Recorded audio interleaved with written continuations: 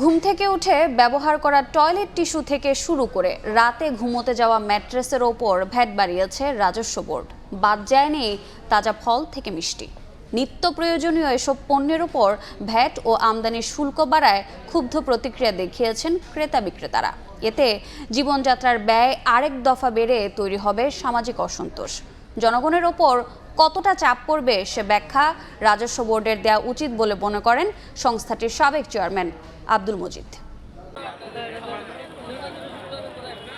Apple, নাশপাতির মতো বিদেশি ফল এখন নগর জীবনের নিত্য পুষ্টির উৎস, অথচ তাতেই হাত পড়েছে সরকারের। বাজেট বাস্তবায়নে রাজস্ব আয় বাড়াতে এসব ফল আমদানিতে সম্পূরক শুল্ক 20 থেকে বাড়িয়ে 30% করা হয়েছে। শুকনো ফল আমদানিতে করা হয়েছে 30% থেকে 45%, যার প্রভাব পড়তে শুরু করেছে বাজারে। এখন যদি শুল্ক বাড়ায়, যদি ফলের দাম আরো বাড়ে, তাহলে মানুষ ফল কিভাবে খাবে? শুল্ক বাড়াক, ট্যাক্স বাড়াক, তবে বাজার নিয়ন্ত্রণ রাখতে হবে। পুষ্টি কমিয়ে হালকা নাস্তার উপর জোর দেওয়ারও সুযোগ নেই, কারণ মেশিনে তৈরি বিস্কিটের উপর ভ্যাট 5% থেকে বেড়ে হয়েছে 15%। অন্যদিকে বাড়বে রান্না খরচও। এলপি গ্যাসের ভ্যাট 5 থেকে বাড়িয়ে করা হয়েছে 7.5%। এছাড়াও বাড়বে বিদ্যুতের খুঁটি ও ট্রান্সফরমারের দাম। বাড়ি রাঙাতে রঙের খরচও বাড়বে। জীবনযাত্রার এমন ব্যয় বৃদ্ধিতে অসন্তুষ্টি প্রকাশ করেছেন বাজারে আসা সাধারণ মানুষ।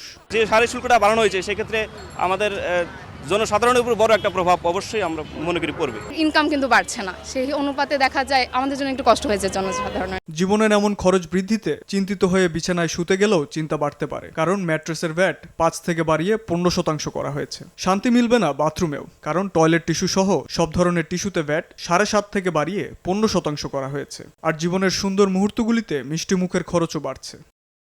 এভাবে ভ্যাট বৃদ্ধির প্রভাব জনজীবনে কতটা পড়বে তা এনবিআর এর পক্ষ থেকে জানিয়ে দেওয়া উচিত বলে মনে করেন সংস্থাটির সাবেক চেয়ারম্যান ডক্টর আব্দুল মজিদ। এনবিআরকে সরকারকে এর একটা বিবৃতি বা ব্যাখ্যা দেওয়া উচিত, কারণ এই কর বা শুল্ক বাড়ানোর কারণে জনগণের যে কষ্ট হবে বা যারা প্রতীয়মান হচ্ছে, সেই ব্যাপারে তাদের আস্থা বা তাদের ব্যাখ্যাটা প্রয়োজন। জীবনযাত্রার হিসাব নিকাশে চোখ রাখতে গেলেও হয়তো চাপ পড়বে, কারণ সকল সাধারণ চশমার ফ্রেমের ভ্যাট 5% থেকে বাড়িয়ে 15% করা হয়েছে। এদিকে সানগ্লাসের ভ্যাট 7.5% থেকে বাড়িয়ে 15% করায় রোদে গিয়েও জ্বলতে পারে চোখ। শাবাব ওয়াসি, সময় সংবাদ, ঢাকা।